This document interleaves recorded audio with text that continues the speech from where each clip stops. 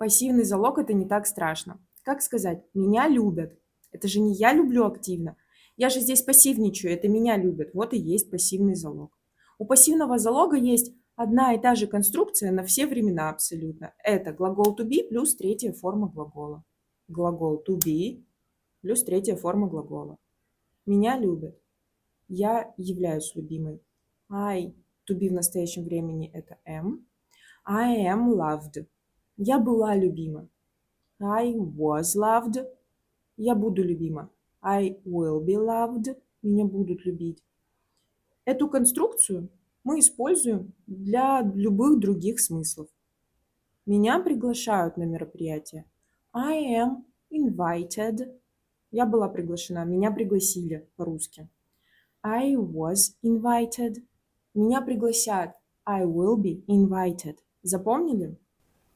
Глагол to be плюс третья форма глагола.